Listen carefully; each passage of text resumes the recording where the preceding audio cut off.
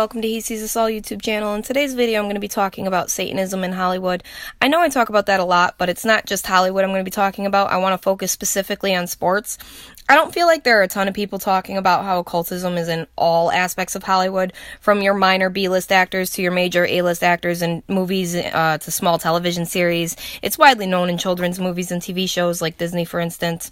And it can even be found in a lot of different commercials and such.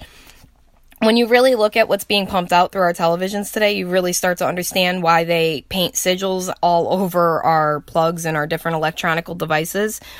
I would say that Satanism made its bold outspoken stand in the 60s and 70s under the guise of it's just rock and roll. I know that Satanism and occultism has been a thing always, much longer before that, but it wasn't accepted like it was once rock and roll came out. And if you saw any differently about rock and roll, you were just a religious nut. So they were demonizing the people who tried to avoid the actual demons. So really it was, a psychological operation. It was a large-scale desensitization agenda, probably rolled out by one of the many alphabet agencies, to try to prepare the world for what's happening today, I think. I would say that rap and hip-hop have never been considered, music meant for kids or whatever, but it was never as dark and demonic as it is today. And I'm only bringing up music because I'm trying to demonstrate how occultists are subliminally programming all of us, from every angle of our lives. And maybe not you specifically, but what about your children? What about your children's children? What about your family members and your friends and the generations that are to come? This demonic molding of the world isn't going to be good for anybody. Here we have your ESPN sports announcers throwing up various Masonic gang signs, and I call them gang signs because I believe that that's what the appropriate terminology for what they do should be. I knew a lot of these sports and newscasters were Masons and occultists. I just really had no idea how deep that this rabbit hole went, and I'm sure it goes much deeper than this even. This right here is a Wrestling Mania stage, which most adults don't even consider this type of wrestling as a sport because it's so badly scripted and acted out. So this one I would say is definitely one that was made 100% for the kids. And notice the Illuminati pyramid above the stage, and not just because it's a pyramid, but because of the size of it. It's huge. It goes way out into the audience, and it's lit up with these bright neon lights in a really dark room. The only thing that's really lit up is that pyramid and the lights that are around it, with thousands of people screaming and paying their homage and praise to the players that are on the stage, or, the wrestlers on the stage, and, just to the whole ritual of what's going on. Now, I would say that a child watching this, or either a child in the audience or watching it, this would leave a lasting impression on them, both consciously and subconsciously. And trust me when I tell you that they have master magicians that put together everything that we see through these scrying mirrors that we call our televisions today. Right here, they parade around demons on the field as, friendly mascots or whatever for the kids to see. I mean, come on, seriously. But, what I'm about to show you is what's going on the field while your kids are over here watching this little red Spyro guy. I came across this article. This whole video is really about this article, and what's going on the field. Now, let's just get into it.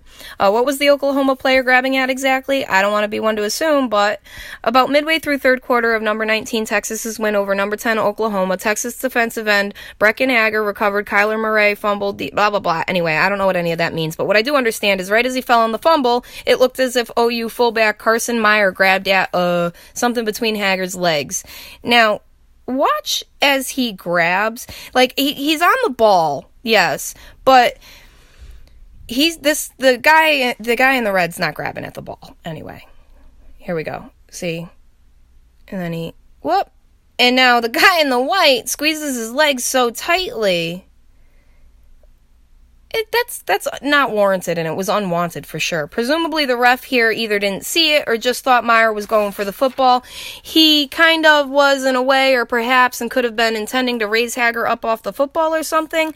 Now that statement itself seems like overkill before the excuse type of ramble. He kind of, sort of, in a way, was, perhaps, could have, in some...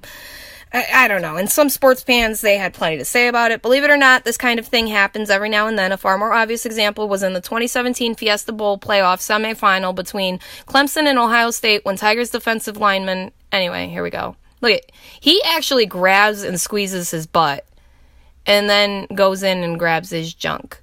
And this guy, too, closing his legs up because he doesn't want that. After the games, Wilkins apologized for being, quote-unquote, silly. Yeah. So here's the Wilkins tweet. It says, "I was being silly and I apologize for that. It's stuff you do when you're competing. And I know it's not a good look, and I apologize for that. And I shook hands with him after the game. There were no hard feelings." Now, personally, I beg to differ on whether or not there's always no hard feelings between these players. The men who were literally being denutted in front of not only their whole team, but their wives or girlfriends or whatever, and the whole world that's watching beyond that. And then the statement, "I shook hands and we were all better." Yeah, well, if you're the man doing the act of the denutting or just stripping the other man of his manhood, and you're a higher degree Mason, I guess a handshake would be enough to take care of the massive amount of discomfort and embarrassment that you caused that other man on the field. You know, there's a lot more to this than I think people are letting on. A lot of these celebs and singers and actors and ball players and such, they have come out as pansexual. And at first, I thought that pansexual was just like a modern way of saying bisexual. But oh, how wrong I was, and how deep this term pansexuality really goes. Pansexuality or omnisexuality is the sexual, romantic, or emotional attraction towards people regardless of their sex or gender identity. Pansexual people may refer to themselves as gender blind, asserting that gender and sex are not determining factors in their romantic or sexual attraction to others. Now, the term pansexuality comes from the pagan goat god Pan, and I came across a bunch of tales that speak of Pan abducting small children and people giving their children to Pan. And here it says Pan was the god of the wild, hunting and companion of the nymphs. He was depicted as being half human while having the legs and horns of a goat. Just like a faun, his Roman counterpart was Faunus. It is unclear as to who his parents were. His father may have been Zeus, Dionysius, Hermes, or Apollo. Now, pansexuality is also, age isn't a determining factor. Pansexuality means that there is no determining factor. And I personally believe that Pan was real and he was just another abomination of the fallen. When the angels fell, they didn't only lay with earthly women, they committed bestiality as well, and the result of such acts would be an abomination of a creature that's half divine, but a divinity that's rooted back to the fallen one, so a much darker and more malevolent divinity. Pan is just another one of these quote-unquote gods. I don't like calling them gods because they're not gods. He's a deity of the ancients rising up today. And the rising of all these, the rising of all these gods of old and ancient deities should really scream volumes to people, but it just doesn't. I don't know why. Yet Hollywood and everyone that's succeeding in it is working to advance the satanic agenda, and Hollywood's just full of men and women who are really willing to do whatever they're told, no matter what the cost is, and no matter how many souls they're leading astray, just for that extra buck. It's almost as if we've been drip-fed this evil crap slowly our whole lives, but just recently they've dumped the whole disgusting truth out onto our laps, and they're just watching to see what we're gonna do with it. You know, like the pedophilia and what's going on with children and such. Most of these celebrities are actively following in Crowleyism, and Aleister Crowley was an extremely evil man who wrote the Book of Law. He really started Satanism. Anton LaVey came on later on and wrote, the Satanic Bible, but this all started with Aleister Crowley. He wrote many different spells that required having sex with one or many people, male or female, and the more abominative and nasty the act, the better. It's even rumored that Aleister Crowley fathered Barbara Bush from one of these, really nasty rituals. And a lot of his spells, they include having sex with young boys and children. And after they rape these young boys, they sacrifice them and they drink their blood to absorb their youth. All of the rituals that are laid out by Crowley are disgusting and terrifying at that. 10 facts about the great beast Aleister Crowley. I'm disturbed at why we would even call this man the great anything, but that's neither here nor there.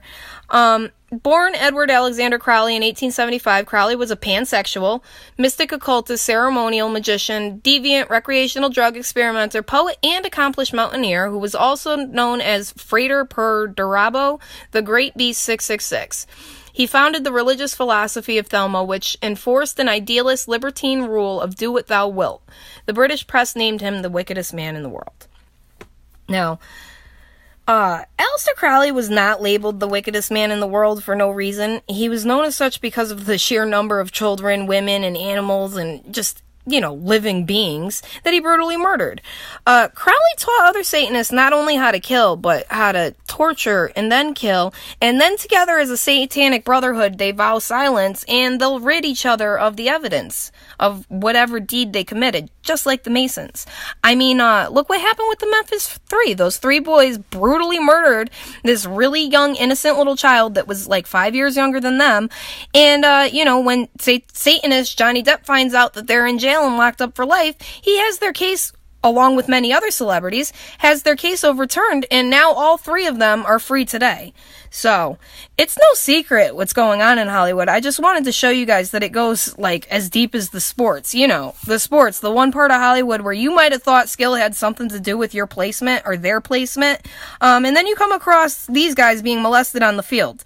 So, anyway, give this video a like, share it with your friends, and if you haven't subscribed yet, go hit the subscribe button and hit the bell, because there is so much I want to share with you guys, and God bless each and every one of you. I hope to see you all in the next video, and, yeah, so there's that. Have a good day, guys.